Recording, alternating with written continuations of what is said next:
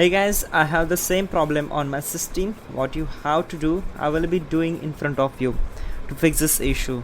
So in the first step, we have to just right click here on the start icon, then click on settings. You can also search for it, just type your settings, then click here to open it. Then once we are here, we need to click on, just scroll down on the left side and find out the privacy and security, then simply click on it. Then once we are here, we need to just scroll down and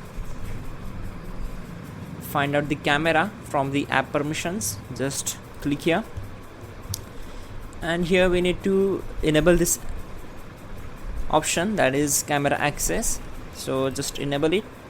After that, we have to enable this option, the second one, let apps access your camera. So enable it. Once we are here, then we need to find out the particular software or the application the camera is going to be used. So just enable all the options, for example camera, the Microsoft Store, settings, and etc. After that, we need to enable this one, let desktop apps access your camera. So enable it.